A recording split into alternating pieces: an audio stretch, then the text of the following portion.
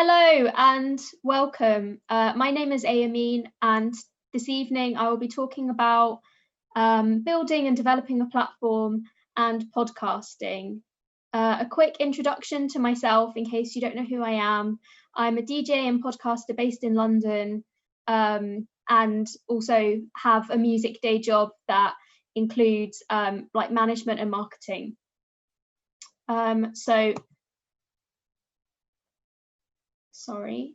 This evening's session will be split into 4 parts. So we'll start off by talking about platforms, what they are, why you might want to start one of your own, and how you can go about doing this. Then I'm going to visualize it by walking through the making of my podcast, which is a form of platform. And then in case podcasting isn't a format that you're interested in exploring, I'll go over some other examples of DIY platforms, and then at the end there will be some time for questions. So the chat is going to be monitored throughout the talk, but if you were able to save any questions for the end, then I think that maybe that will be a little bit easier. So let's go. So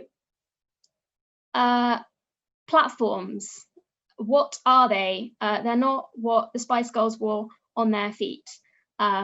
Sorry, I'm being like my dad. So a platform is something from which people can promote their ideas and their work, as well as the ideas and work of others. So kind of more traditionally, a platform has been something like an institution or a major publication, but then also throughout history there have been there's a really strong history of kind of more DIY or guerrilla platforms such as zines or parties. More recently, because we all have the internet, people are becoming more confident and empowered in exploring and setting up new platforms online, such as making a website, making a blog, doing a newsletter, doing podcasting, etc. Now that we've done a loose definition of what a platform is, why might someone be looking to build their own platform? So some things that I thought of was someone might have a new or unique approach to a field. They might want to report on underreported topics. They might want to highlight underrepresented voices. They might want to create quality content independent of corporate sponsorships or do something that's not for profit. Basically, these are all examples of things that fill a gap. So someone wants to set something up because they've noticed that there's nothing else like it. These are the kinds of ideas of kind of platforms that we're going to be talking about today.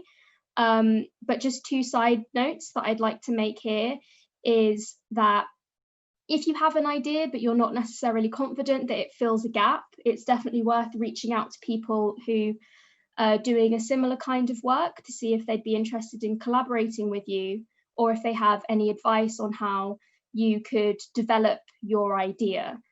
And it's worth as well yourself thinking about ways that you could develop your idea. So an example that I could think of is if you're looking to set up a mix series, there are already quite a lot of mix series out there. So what can you do to make yours a bit unique and to stand out from everybody else's? And the second side that I wanted to just mention is that obviously you might want to build a platform for more personal use. So for example, if you're a writer and you want to share everything that you've written, or you're an artist and you want to share examples of your work, but this is not something that I feel comfortable advising about, because I had a personal website once and I got a real life piece of feedback saying to never show anyone my professional website ever again because it was so unprofessional. So once you have an idea, or even once you just think that you want to start doing something by yourself, how can you look about getting started? So the first kind of point that I have here is quite a boring one, but it's something that will help you in the long run, and that is to think realistically about how much time you have to commit to a project, or how much time you can make to commit to a project. This is something, like I said, that is quite serious and boring, but can actually help determine the kind of work and format that you end up exploring ultimately. So, you know, perhaps you only have time for a fixed term project. So, I don't know, a podcast series where you do 10 episodes, or if you're looking for like a longer term project but you're still a bit strapped for time, instead of exploring a blog, you could consider a newsletter. The second thing that is really important to do is research people who are doing similar work. So whether that's working within a similar field, or working using a format that you're interested in using. And that's just so that you can get a good idea of what works for them in terms of format, content, and I guess so you can identify what you would do differently to what they're already doing, and what you have to offer that they are not currently offering. The third one, again, is quite boring, but also really important, and that is to think, again, really realistically about your finances. Is this a project that you are able to finance yourself? Is it a project that you're able to apply for some kinds of funding for? And then kind of shooting off from this is this a project that you will be able to do by yourself, or will you be looking for a team? And if you're working collaboratively, then that brings in the whole question of, are other people involved going to be considered volunteers? Will they be paid? Or will there be some kind of labour exchange going on where, you know, they write for you and you do some kind of service for them? I don't know, if you're a graphic designer, you design graphics for them or something like that. Something that I can talk about it later. But anyway, after you've done the kind of big thinking, it's important to kind of take a step back and think realistically, given the research that you've done, how you will be able to execute your idea. So I guess this does fall into the 3 points that we have just spoken about, but it's something that is better informed by, you know, figuring out how much time you have, doing research, and doing budgeting. And being realistic can be, like I said, thinking about how you will execute your idea. And it can also be about being realistic regarding what you can do sustainably and consistently.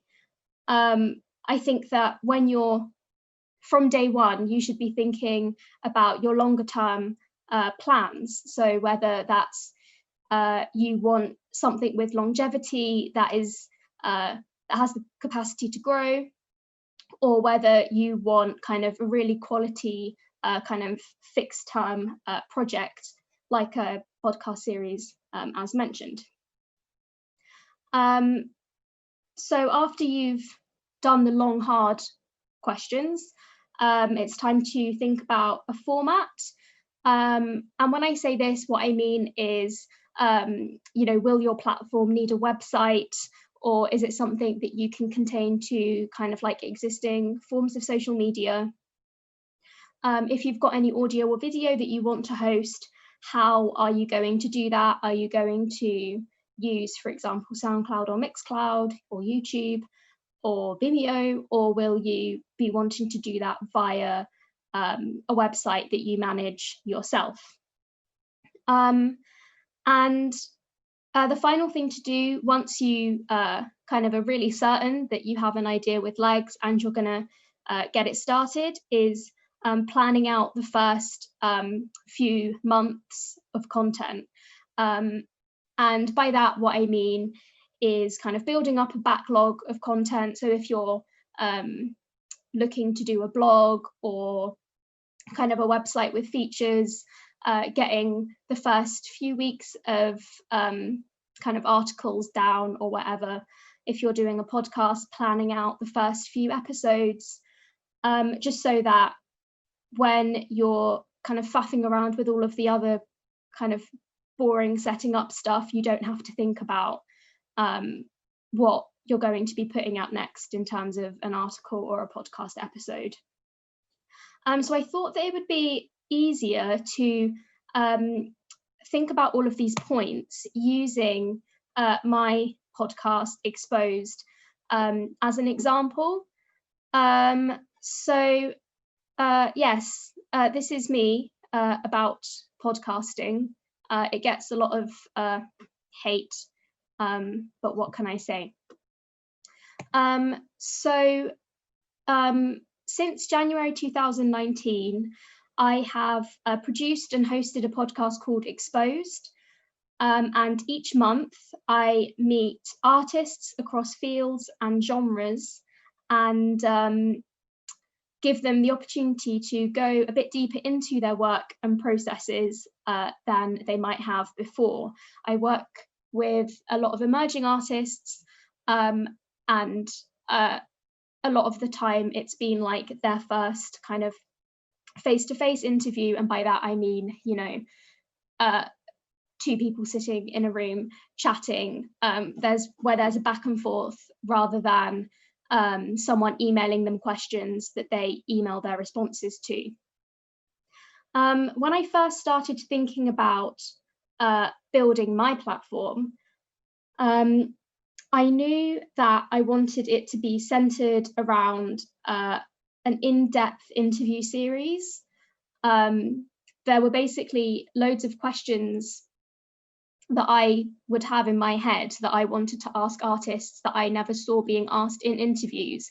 And they were kind of like the boring and also embarrassing questions that I ask in the podcast. But in my opinion, they give you a real kind of insight into an artist's like wider career and life and times. So I knew that I wanted to kind of work around an interview series, but also I hate writing. But lucky for me, I love chatting. So from there, I just knew that podcasting would be the best format for me. When I was doing my research, similar media that I took inspiration from were podcasts that I liked, like music podcasts that I like. So I've got written down here, Hip Hop Saved My Life, Desert Island Discs, and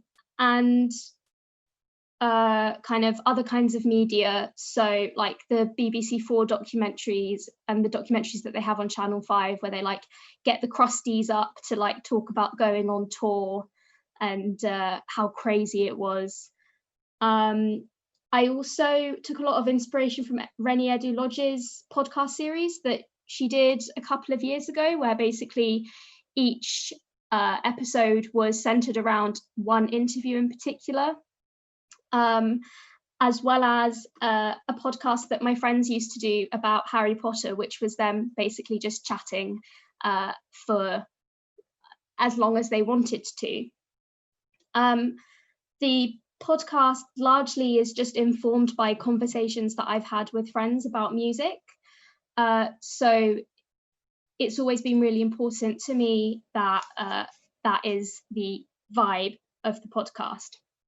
So once I had a clear idea of like my concept and I guess an idea of where it would fit in the wider music reporting sphere, it was time to look into the logistics. So basically, specifically about podcasting now, to release a podcast, you need to host it on an RSS feed. This can be pulled from like a third party, like SoundCloud Pro or Mixcloud Pro. But personally, because I was setting all of this up around the time that SoundCloud got really, really, really bad, and I didn't have any experience with Mixcloud, it was important to me that I hosted the RSS feed myself using a website. I think that generally it is really, really important for kind of content creators to host what they're doing on a website, because I think if anything, what the kind of SoundCloud scare did show us is that kind of these existing platforms are so precarious. So I chose to go with Squarespace to make the podcast website, and the only reason I did that is because there was a promo code in a podcast that I listened to, and also because they were the only kind of service that had the .exposed domain, which was very important to me.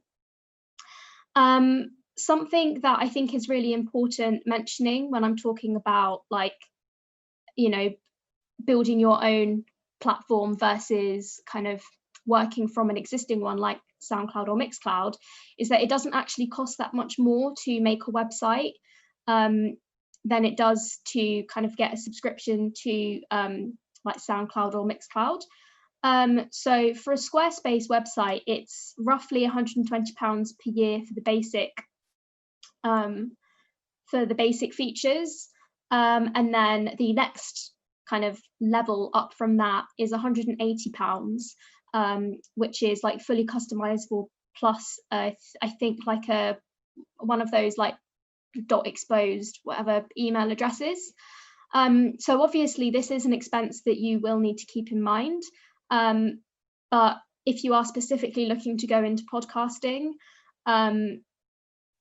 it's an expense that will need to happen, because you're not going to be able to host that much audio on like a free SoundCloud account. I wasn't too bothered about using like a podcast, I wasn't too bothered about using like a website building service like Squarespace to host the podcast website, because I'm not particularly techie. So for me, it was a really easy way to create quite a simple, clear, effective website. If you're looking for something a bit more sophisticated, then it's definitely an option to work with a web designer who can set things up for you. I don't have any experience of this, so I don't really know how much it would cost, but I imagine that it would cost quite a bit more than like just going through Squarespace. But then obviously there are advantages if you can make that spend to having like a like uniquely designed website just for you. And kind of as I'm here, if like a web designer is what you're after, then I would like to do a quick shout out to the Mutualism website, which was made by Julian, which is a great piece of web design. A quick note that I did want to just say about hosting audio and video on a website is that a lot of the kind of existing services like, I don't know, Squarespace, GoDaddy, Wix, have restrictions on the file size that you can upload. So on Squarespace, it's 160 megabytes for audio, which means that longer episodes of the podcast do need to be a little bit compressed. And I'm able to do this without kind of damaging the quality.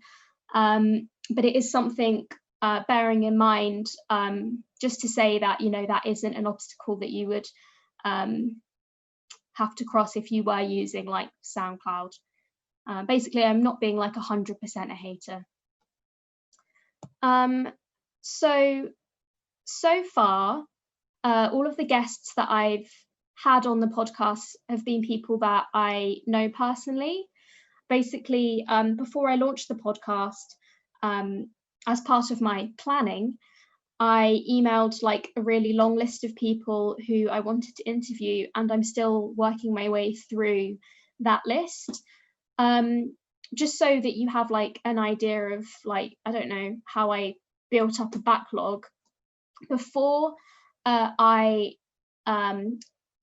announced or launched the podcast, I'd already recorded and edited the first episode, just so that I knew that like I would have something ready. And I think as well, I'd also like scheduled recording for the second episode. So I was really hoping that 2020 would be the year that I got to interview some artists that I haven't met before. But then Miss Rona came along, and I haven't been able to do that yet. Because in my opinion, what makes the interviews nice is kind of the familiarity between me and the guest. So kind of in an ideal world, I would reach out to someone that I haven't met before, and we would like have a phone call just to chat, and then we would record the episode of the podcast. Also now is just a bit of a strange time to be asking people to do things because it's a pandemic. So basically the podcast has a structure just so that kind of there's a consistency when you're listening through all of the episodes.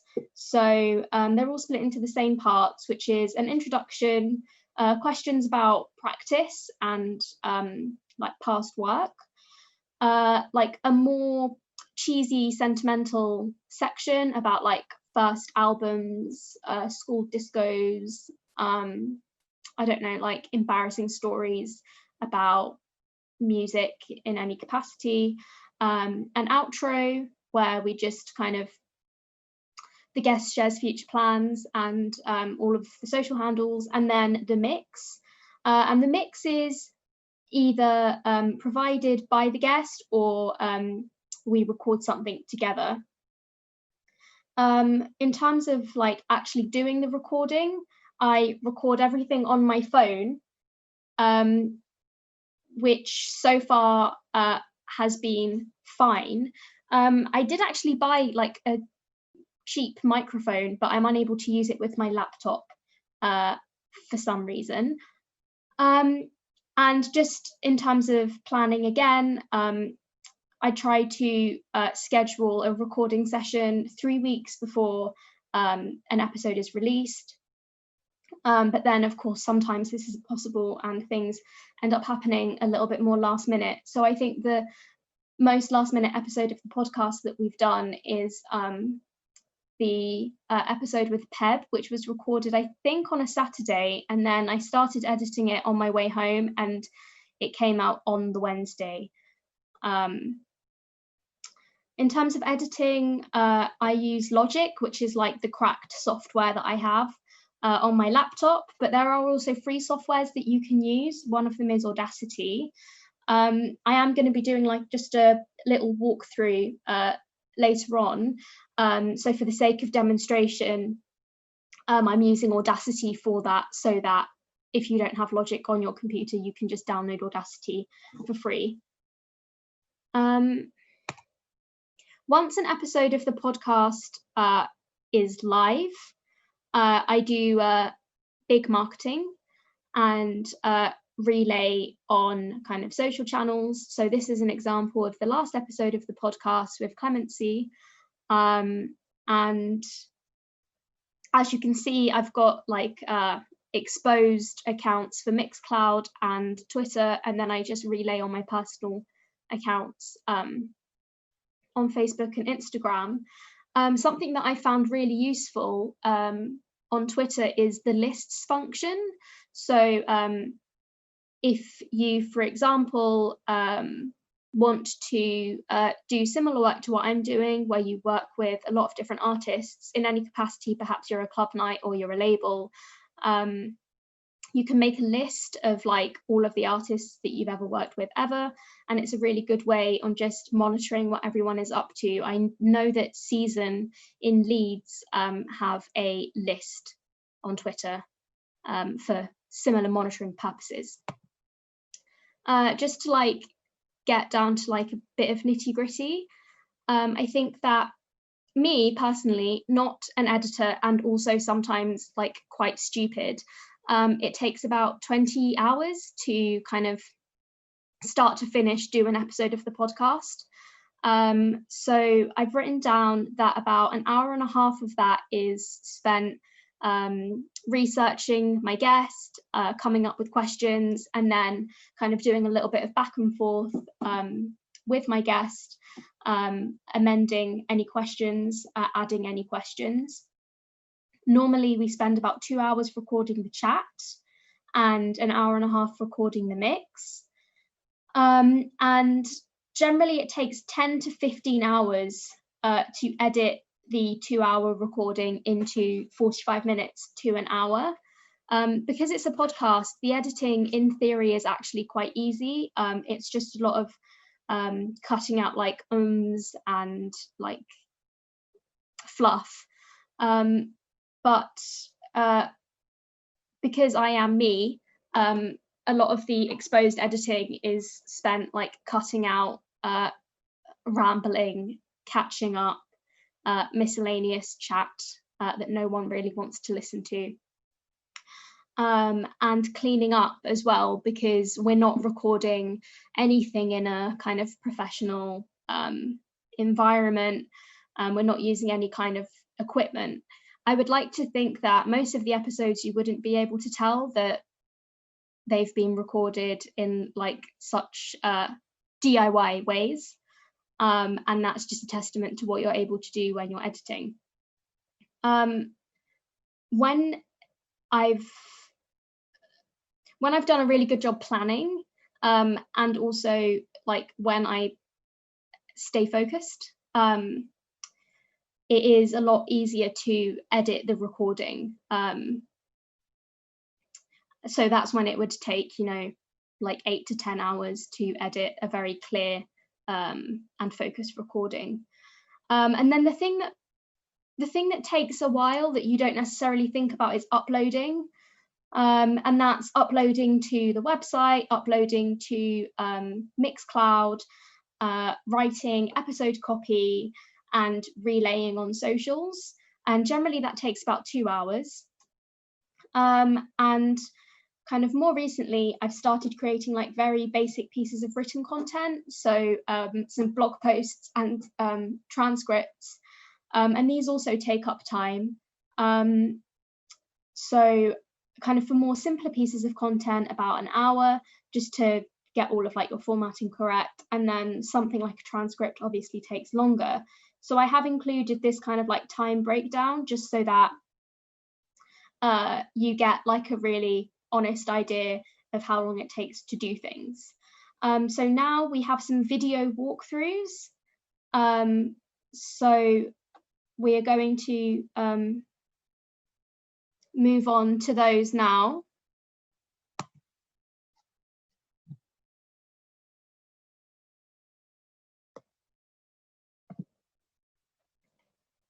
So basically, first of all, I'm just doing like an Audacity walkthrough. So like I said, I usually use Logic to edit episodes of the podcasts, but it is just as simple to do it in Audacity, which is free.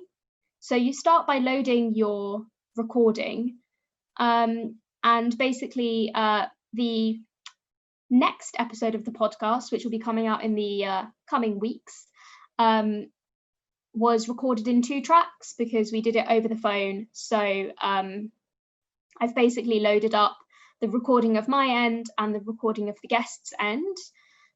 And you will see in a minute that kind of if you import 2 tracks or 2 audio files, then it will create 2 tracks. So I don't, oh, that's me showing you that you can do that. I don't know, basically, I think personally that it's quite good practice to get into the habit of like naming your tracks properly. Maybe it's just because I'm a Virgo, I don't know. But yeah, here I'm just basically naming my tracks so that I don't get confused. And just a quick tour of the functions is that you can like minimize each track. And then also you're able to mute a track or solo a track depending on, you know, perhaps there's maybe a bit of noise in one of the tracks and you need to determine which one it is. It's also quite good for instances like this where I've got two audio tracks that I need to match up. I will like mute one of them and then unmute and then mute the other one just to make sure that it's all correct. You can also adjust the audio levels quite easily just there to make sure that you've got a nice balance. So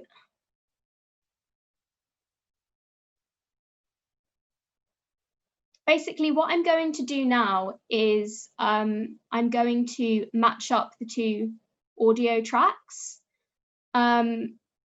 Basically, like I started recording just a tiny bit before the guest did because we were just kind of like coordinating it over the phone.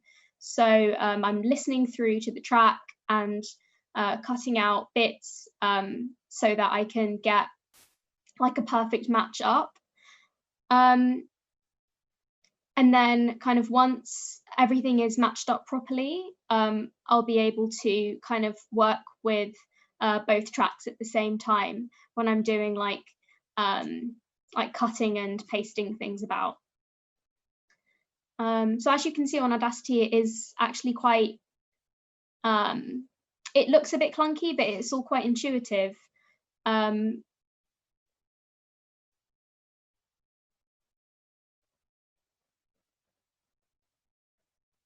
So now I have my audio files matched up. I'm just checking to see when the actual podcast recording starts. So kind of everything from like, I'm not sure, a minute and 10 seconds. Everything from 0 to a minute and 10 seconds is just like explaining how the recording will go and fluff. So that can be deleted. And the actual introduction starts now. So what I'm doing now is I'm just listening to the recording and keeping my ear out for any rambling or fluff that I guess just isn't particularly interesting for a listener. I think that it's important, you know, there have been some quite long episodes of the podcast, but they've been long because everything was interesting. But I think that something that I've definitely learned is to not be afraid to cut out kind of like more like banter that doesn't really mean anything to anyone but myself and the guest. So for example, here I'm cutting out a bit of like rambling, and whenever I do a cut like that, I just go back and I check that it's clean, which it was. If you look at the waveform, then you're quite often able to see kind of how clean your cut is going to be. So now again, I'm just scrolling forward. I found another piece of fluff that I'm going to cut out.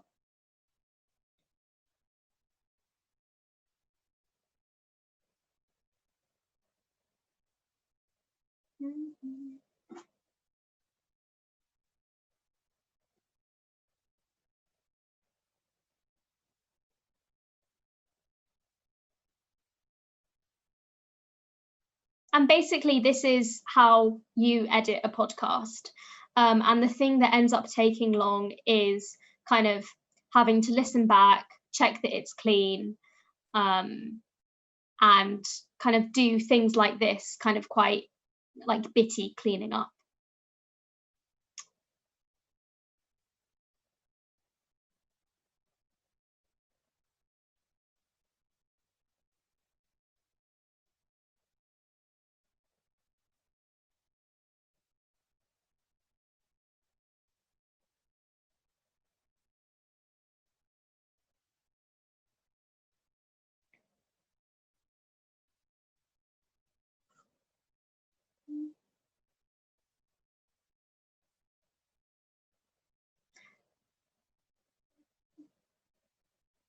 Something that I do quite a bit when I'm editing is kind of cutting and pasting bits of the podcast around. So for example, if like we've forgotten to cover something, or if kind of my guest has been talking about something and then actually has something else that they want to say, I will kind of cut that piece out of its existing position and paste it into somewhere that it's a bit better suited, which is what I think I'm doing now. Sorry, this is a pre-recorded video. Yes, so you can see me kind of cutting out a segment of chat and making sure that kind of they're surrounded by two areas of like almost silence, so that it will fit in quite nicely. And then if, for example, I wanted to put this into a later section of the podcast, wherever possible, kind of pasting it into a position, again, that has a little bit of near silence surrounding it, just so that the cleaning up is a bit easier.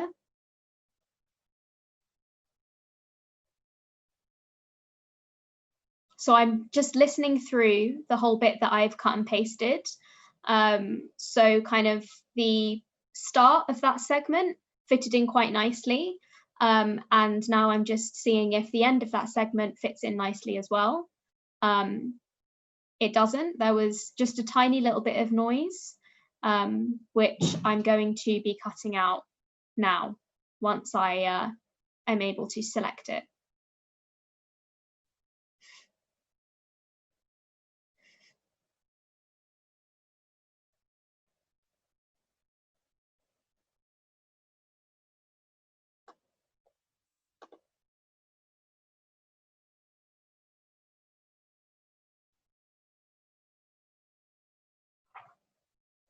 So I'm listening through again, and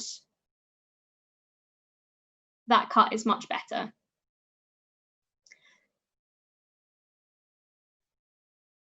So on Audacity, this is me zooming in and out too far. On Audacity, there are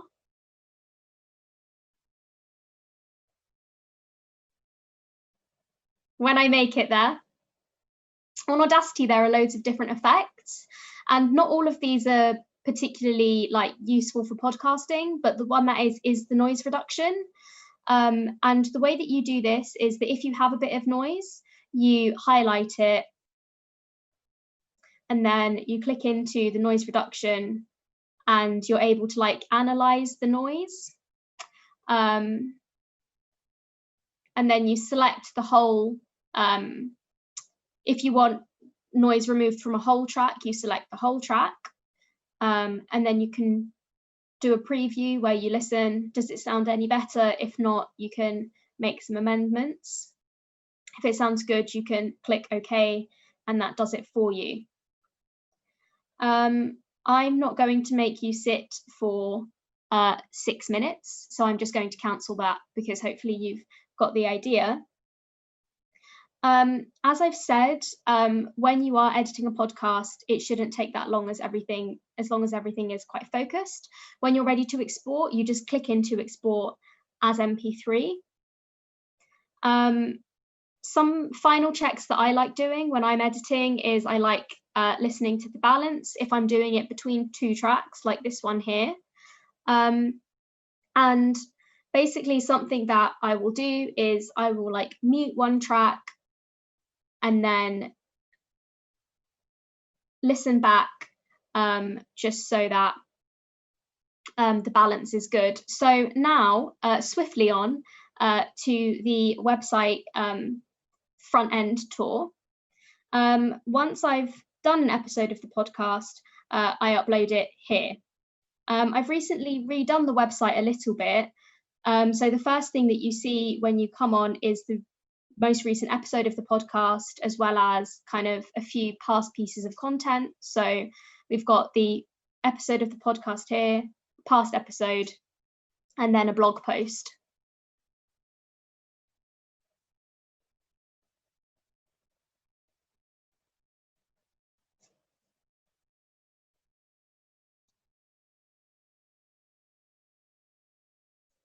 So this is a stream that we did a couple of weeks ago, and this is like the archive page for it. I thought that it would be quite nice to leave the chat box up so that people can like listen back and scroll the chat box and feel like they were there.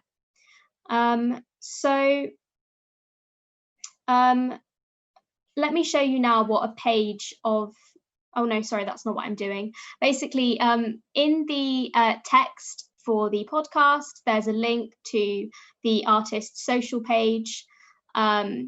On the homepage, I like to have at the very top the newest episode of the podcast, and you can just scroll along like this to listen. It's always available to download in case you want to listen like on the go or something and you don't use a podcasting app. So this is what a podcast page looks like. So we've got, sorry, I'm moving a little bit too fast for myself. But this is kind of an example of the new kind of content that I'm doing. So this is a transcript of the interview that I did with Clemency earlier this year. Basically, there was some noise in the recording. So I thought that it would be quite a nice idea to do a transcript. And it was also a really nice way of just like revisiting the interview itself, because we had some really nice chats. And kind of, there were some bits, for example, like the ship tour of Sheffield that were like highlights of the recording for me, that I was then able to make a piece of content out of. So that transcript sits in the quite new blog tab on the website, where we've got, for example, like a Bandcamp links. I think this is from like maybe when Bandcamp Day was like on its second run or something. Just another way of kind of promoting past guests of the podcast. Along the bottom here, we have social links. So this one, for example, takes you to the podcast app place so that you can listen on Apple. And then, as I said, I fairly recently added a search function, because as more episodes of the podcast get uploaded, it's like quite a quick way for people to find what they're looking for, and it will take you to there. So the next video that I have for you is of the website backend, because I thought that could be something quite fun to show you. So Josh, I'm going to start it in 3, 2, 1, go. Oh no, I haven't. 3, 2, 1, go. So hopefully that's all matched up. But this is a tour of the back end of the website. So this is the homepage from the back end of the site. And on the left-hand side, you can see like Squarespace's site management bar. I only actually really use Pages and Design. So this is what I'll be showing you. So we can start with the Pages tab. And here you can see all of the pages that make up the website, including the artist pages. So as you might notice, the secondary navigation is what appears on the website there. And then we do have some pages that aren't linked. So these are more kind of like events based, such as like the Orcs party or first birthday party, but then also it includes like an April Fool's that I did last year. So it's really easy to like edit the website. That's kind of what has been like a big draw of using a service like this for me. So I can just show you basically when a new episode of the podcast comes out, then I'll just click into edit of the audio file. I'll delete the Clemency episode and upload the new one. I'll edit the title, and that part will be ready. Similarly, I'll replace the image with the image of the new guest, and I will amend the copy to the copy relating to the new guest. And then also kind of as and when, I'll update these pieces of content here at the bottom. So maybe I'll add an older episode of the podcast and a blog post. Now, the thing about the search function from the bottom is that I've put it so that it only pulls from a particular blog feed, and that's the RSS feed, because it means that it's just a bit cleaner and a bit tidier when people make their search. So in a minute, I'm going to show you what that looks like. But first, I'll show you what the socials links look like from the back end. It's really simple.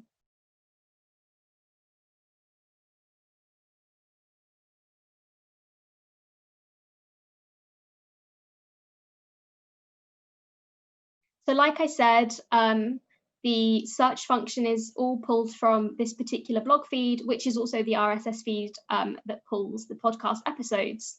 And the reason that I did this is because I just wanted, like I said, a tidy search result.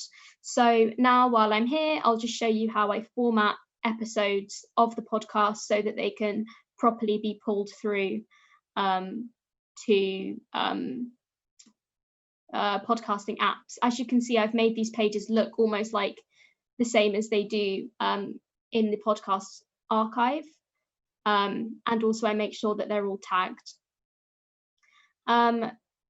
So the thing that's important to do here is do the podcasting tags. So for example, I've got the title, I've got like a summary. I just use the same one because I'm not too sure what the view is on different apps. Season number, episode number, the duration, and also I tick the explicit content because I've most definitely always said a swear.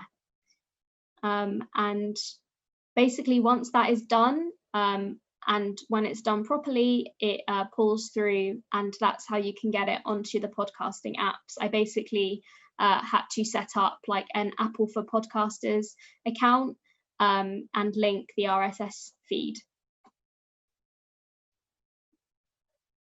Also here I do host, or I will start hosting kind of blog posts that feature artists that aren't linked anywhere. So for example, this stream that we did features people that have been on the podcast, so I thought it would be good to have them there. We do have a separate blog, which is where we keep like this, the transcript, and I guess like and the transcript is linked to Clemency's episode, and I guess pieces of content like this that are a little bit more like specific to this period of time.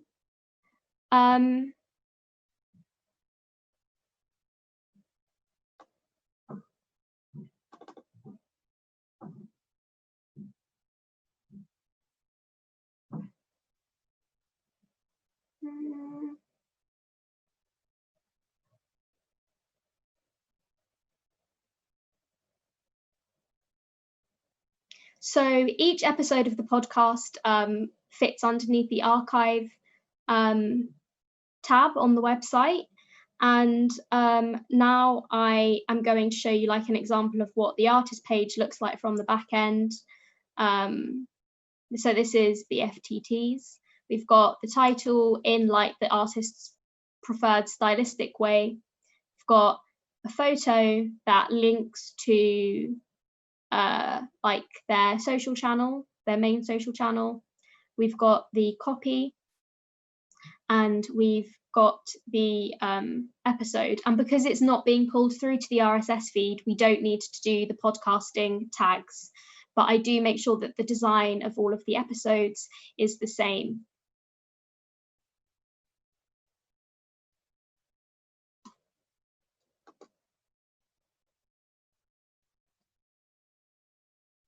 So I thought that what I could do now is basically just to demonstrate how simple it is, like create a page for you to see.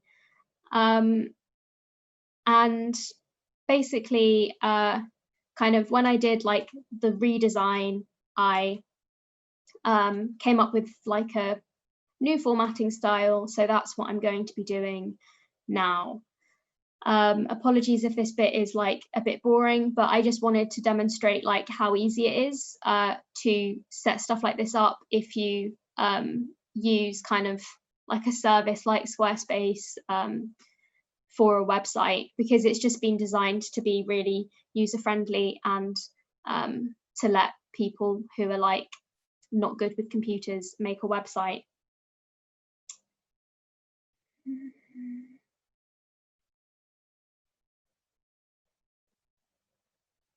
So I'm just adding like all of the relevant blocks that I need. Kind of always I have like spaces on each end so that everything is quite nicely in the middle, like that. Here I was just encountering some problems, but then we got over them.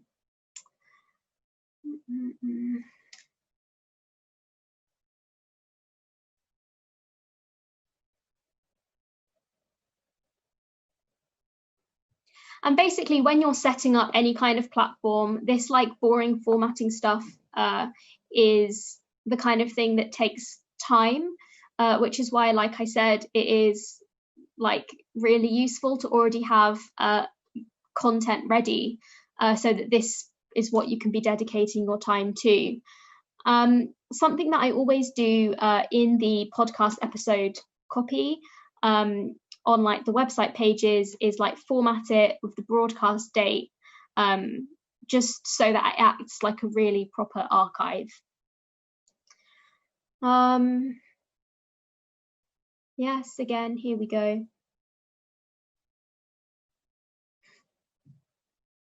And then the final thing to add is the audio, and there's a specific way that I like to format it, and it's just that I like using the light one across the website, and I like all of the episodes to be downloadable. I'd upload my audio track, and then I think it's the 14th episode of the podcast coming next. So I title it as such and put myself as the creator. And then we do our final spaces.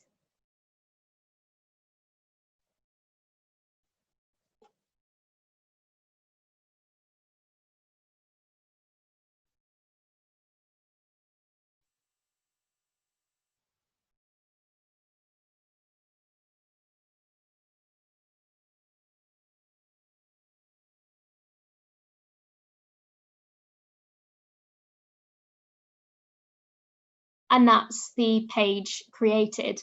And that seemed like quite a long process, especially in real time as I was sitting here.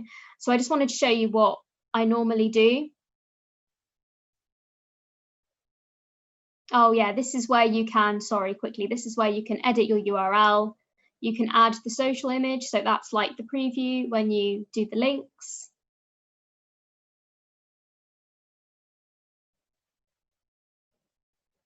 And again, you can add the like social image.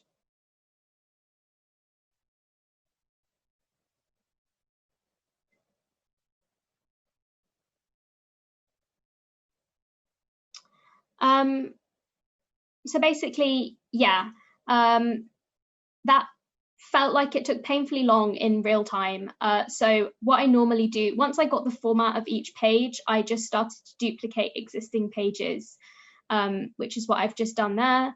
So it's really easy then to kind of name it correctly and then go into this page that already exists, in this case intentionally cold, and edit it so that it's all of the new guests' information. Something that you have to be careful about, I guess, is like making sure that everything is linked correctly. Something that I just noticed is that this one wasn't downloadable, so I just quickly made that change. but obviously you would just go in and make the amends, and then you would amend the URL, you would amend the social image so that when you share it around, it's not like a picture of intentionally cold space, it's a picture of your guest's face, and you'd amend the media as well for similar reasons. So basically on the website, in the archive list, episodes appear from newest to oldest, and to get them in that order, you have to drag and drop that in the navigation tab. Something that you can do while you're working on an episode is disable it, which hides it from public view. So that's, you know, a great way of being able to work on something without anyone being able to access it.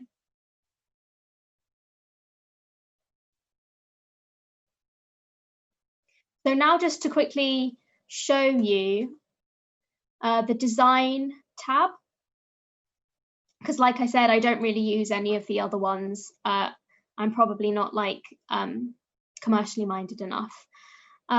So again, like it's really easy to make quite like basic amendments to what you're doing. There are loads of templates that you can choose from. Some of the Squarespace templates are good, some of them are not good. And to be honest, I haven't found that there's like a great deal of customization that you can do yourself. But I mean, they all do the job. Here in styles is where you can like change the view of your website. So for example, like you can change like the font color, you can change the background color to this like quite scary red. And what is also really useful is that you can just click on the specific area that you want to edit, and it will kind of take you to that section of the like styles tab. So also in the design, you can amend the lock screen, and I'm going to go back and show you how I use the kind of password protected pages in a minute, because I have found them to be really, really useful. But if I wanted to edit that page, then I could here. And then also kind of like the error page as well. I can edit that if I want to. I don't have any jokes to make about being lost on a website, so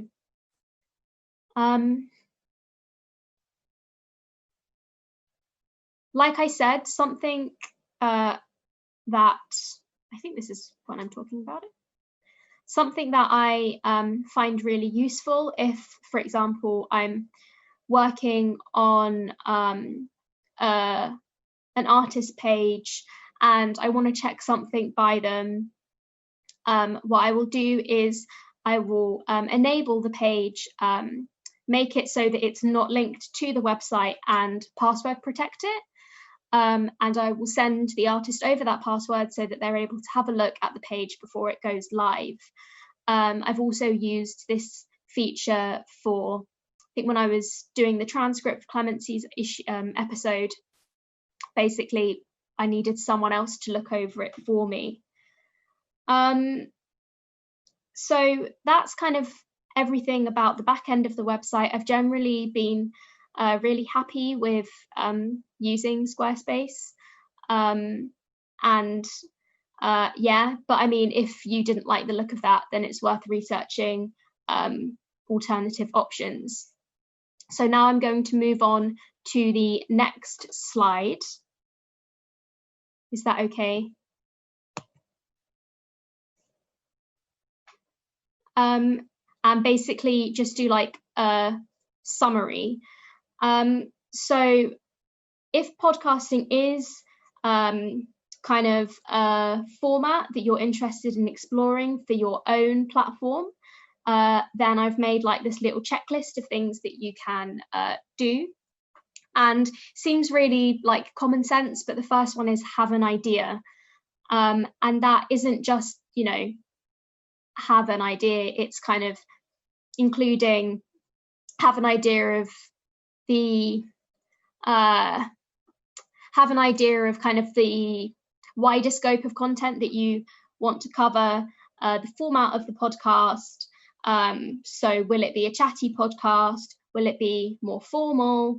Will it have interviews? Will it mostly be kind of yourself and another host? And quite crucially as well, how often do you want the podcast to come out? And then from this, making the time. So again, we mentioned earlier that kind of before creating any platform, you should really think quite realistically about how much time you can dedicate to it.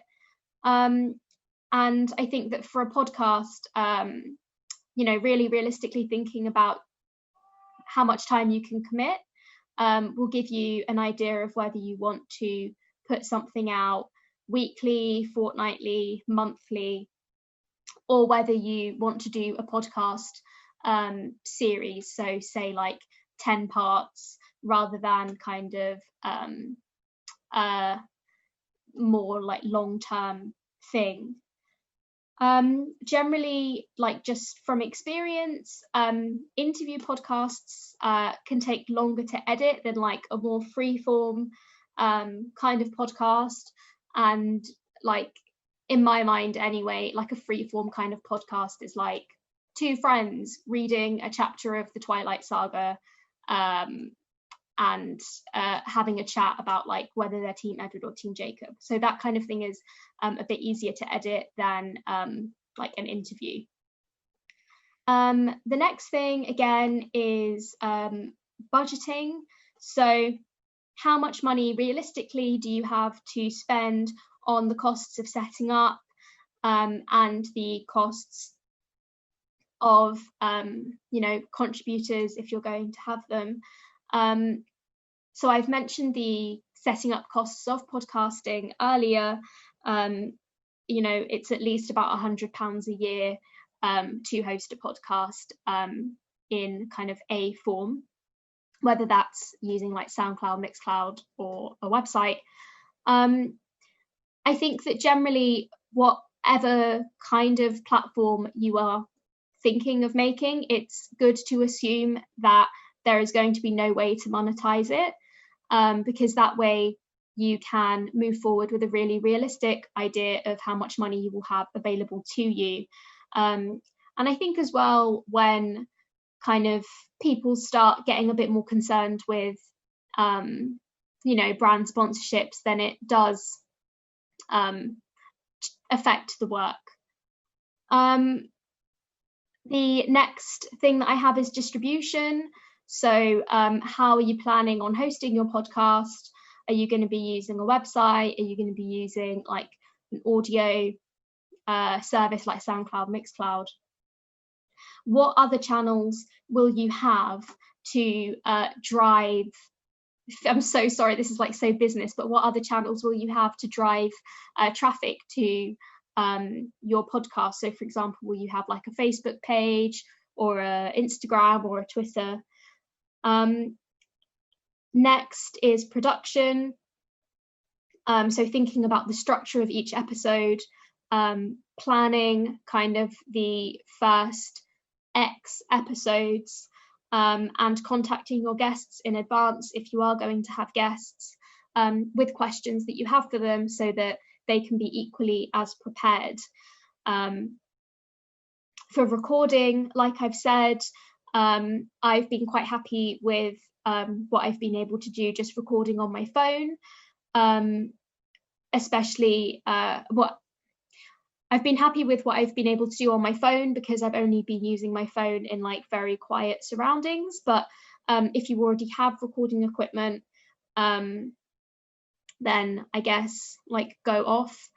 For editing, what software will you use? So I've demonstrated Audacity, which is free, and I've said that podcast editing is quite simple as long as your recording is like focused and structured.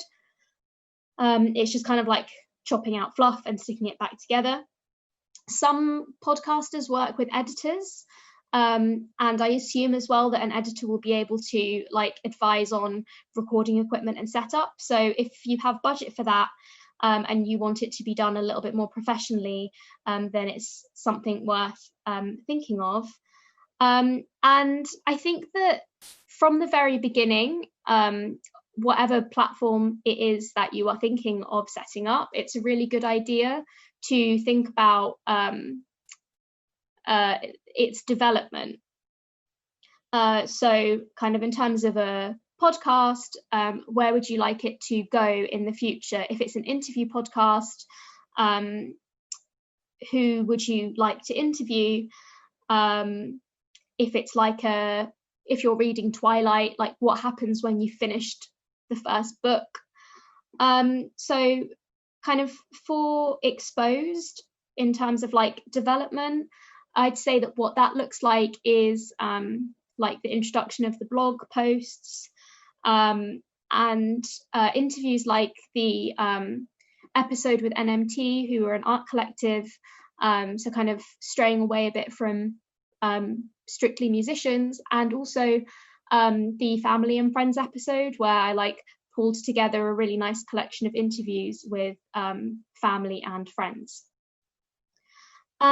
So I think that I have made it clear that the reason I was drawn to podcasting is because my brain is smooth. I hate writing, and I don't want to do it.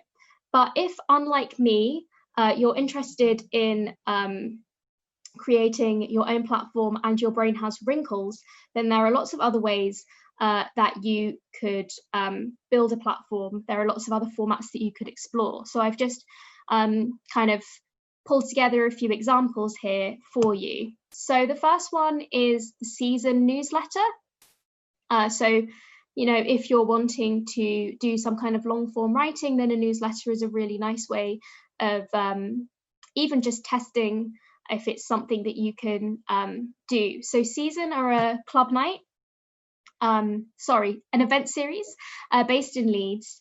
And they host this monthly newsletter, rotating the writing between their three organisers. And the newsletter hosts a monthly mix series, and also updates readers on what past bookings have been up to. It also includes just like a nice little bit of prose from each member of the team each time. It's very poetic.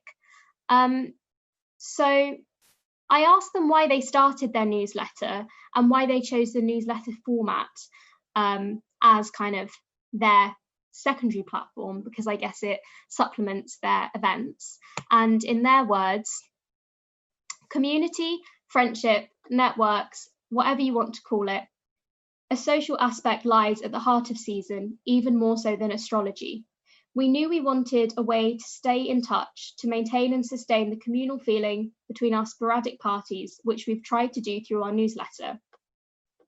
It's a great way to show people what we're about, invite them into the experience, and provide a digest on the activities of all the various characters who have played a part in the Season story so far.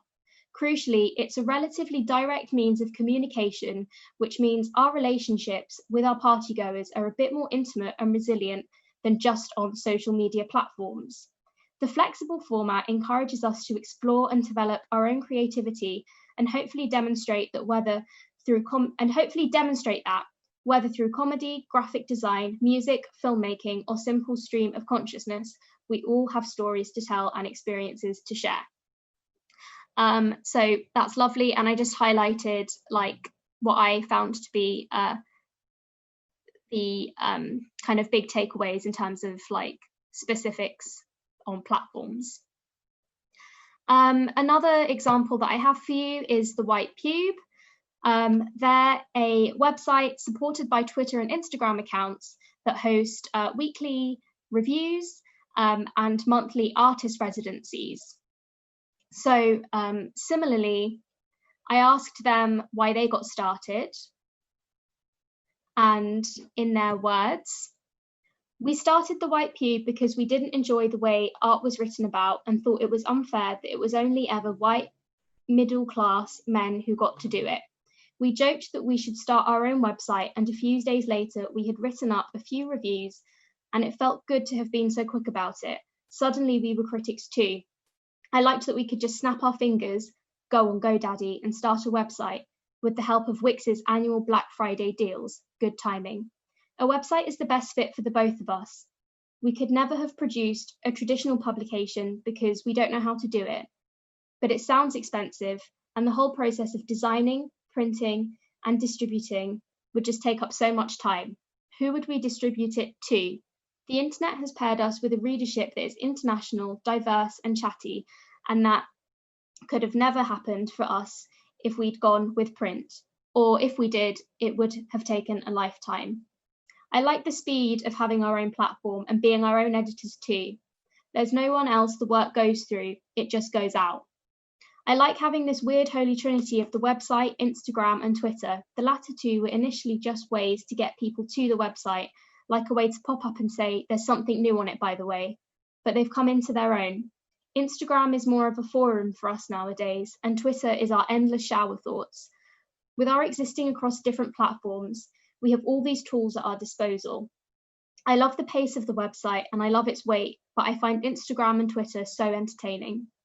I think a lot about how our success is due mostly to the fact that we just never stopped.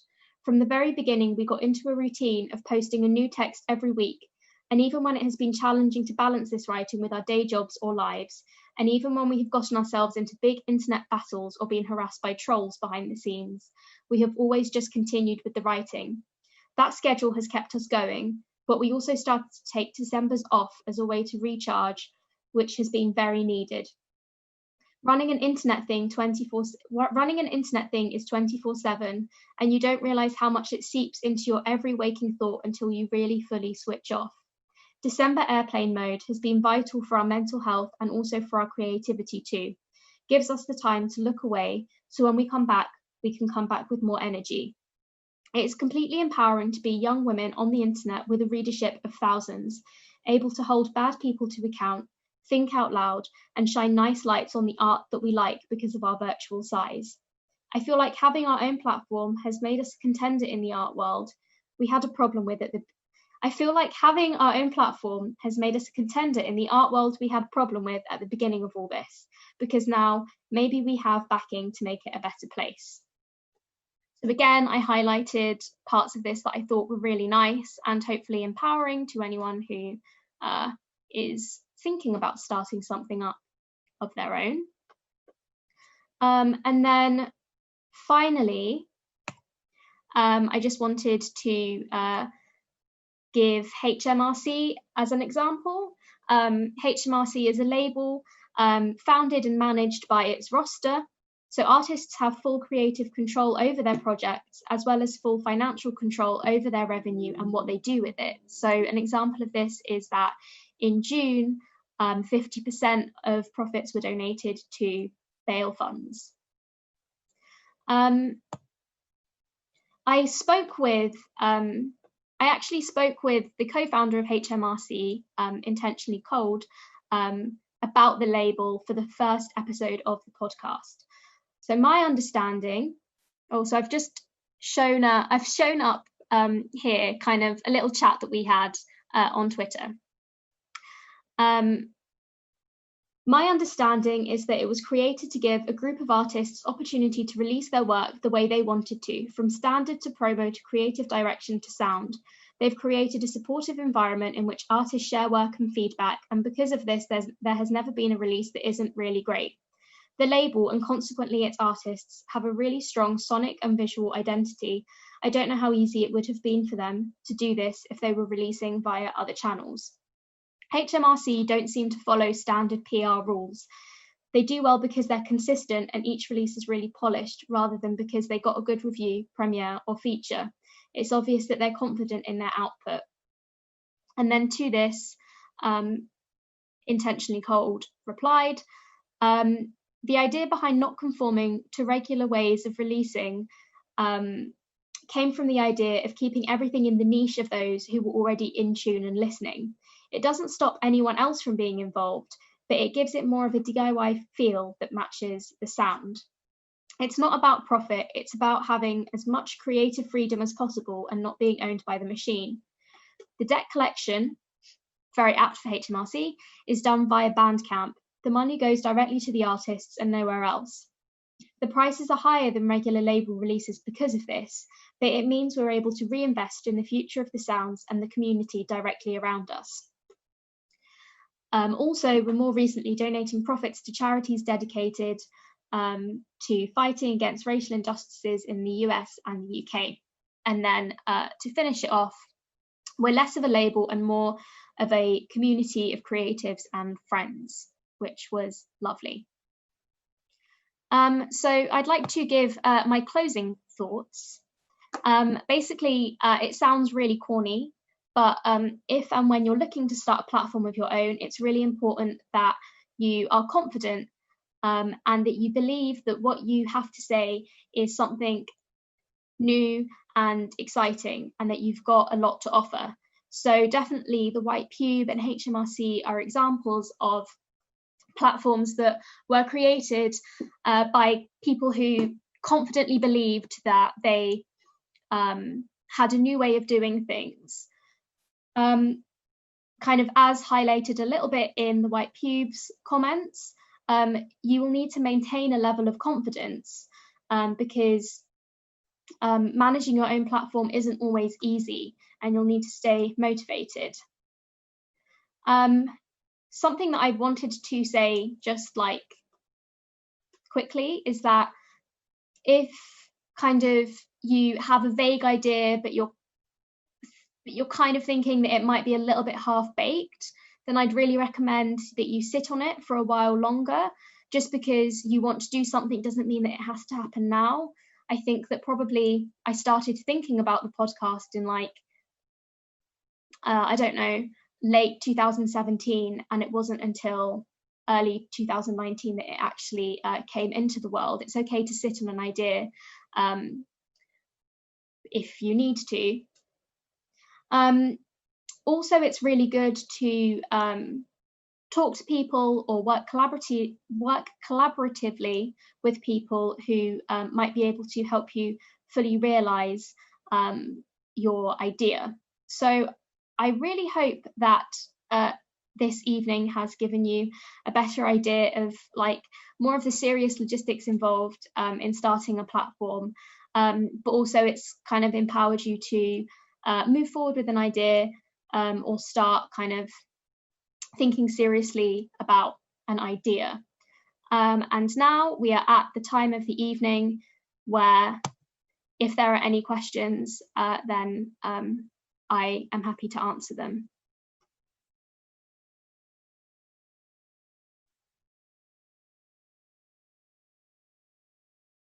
Mm-hmm.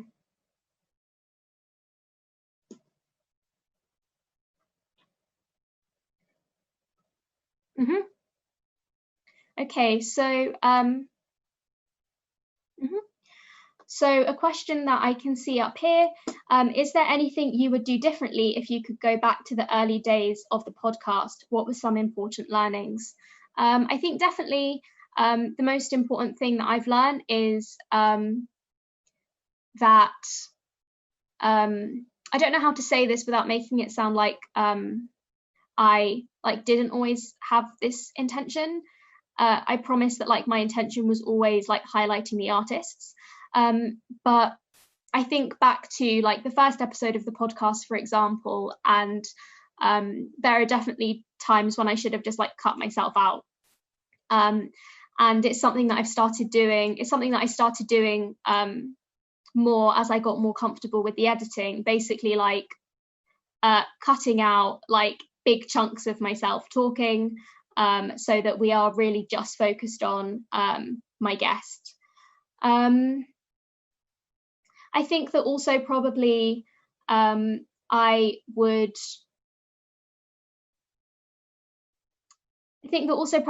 try to, I think I would have been a little bit less ambitious in the very beginning. I think that there were definitely some times when I was like really rushing myself to put out an episode.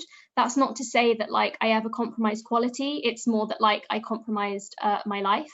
And I think that, you know, the real beauty of having your own platform is that you're answering to your own deadline. So for example, if 1 month an episode of the podcast wasn't ready, the only person putting pressure on myself to still put it out was me. So I would have put a little bit less pressure on myself.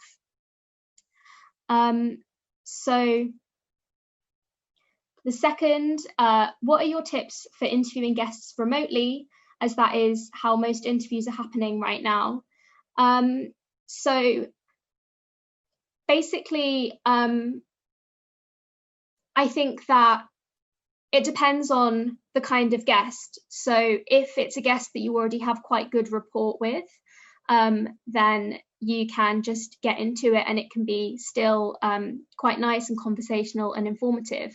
If you're looking to interview someone that you haven't met before, and you're having to interview them remotely, then I would definitely try to set up like an initial call where it's just the two of you getting to know each other, so that you don't end up doing all of that on record.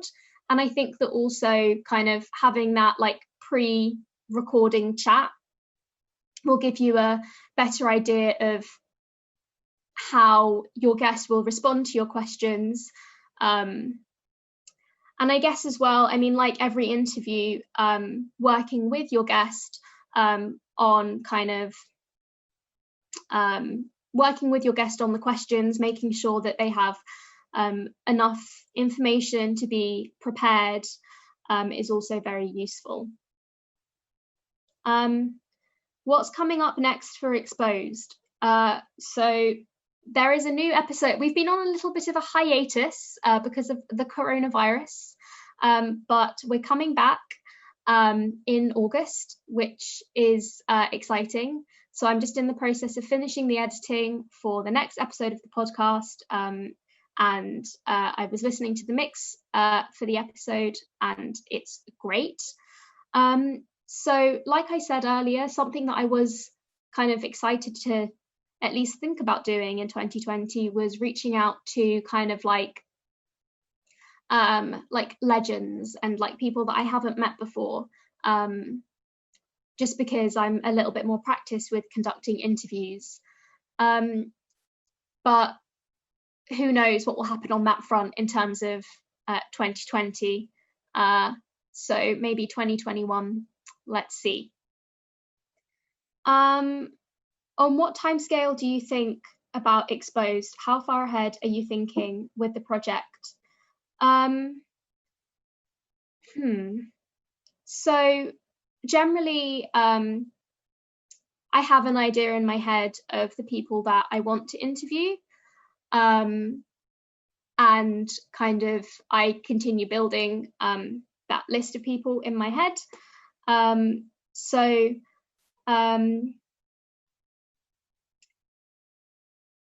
Really, basically, like I have the people in my head that I want to interview, and I reach out to them, and then together we find a time that is like mutually convenient, because you know, people's schedules aren't always aligned. So the next episode of the podcast, for example, is one that I've been trying to get recorded for like a year. So it really depends on the guest. It really depends on the guest because everyone has such different schedules, but generally I will know like 2 months in advance who I am interviewing, and I will interview someone like 3 weeks in advance, like I said. This isn't, BFTT has done the not asking a question. I would just like to give a comment about the powerful Virgo energy, and for that I would like to say thank you.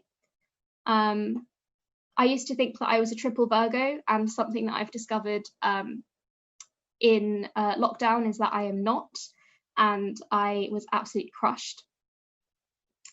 So if there are any other questions, then please let me know.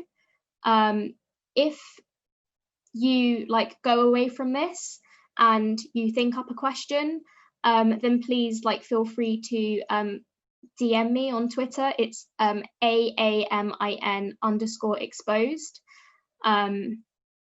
or yeah, that's the best way to contact me.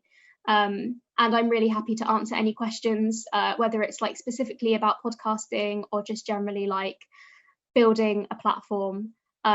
If it's a question that I'm not able to answer, then I'll like literally bend over backwards to pass you over to someone who is a little bit more qualified than I am.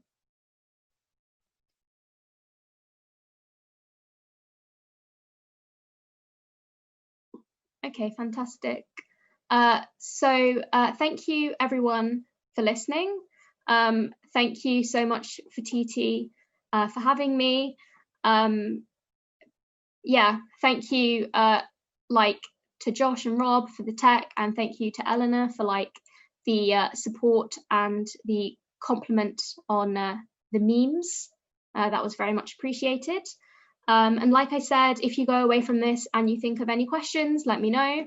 But hopefully you can go away from this and feel like inspired and empowered to at least start thinking of something of your own and then moving on to the research stage. So yes, thank you so much for tuning in, and make sure you tune into the rest of the talks that TT are doing because they've been really good so far. Okay, thank you. Goodbye.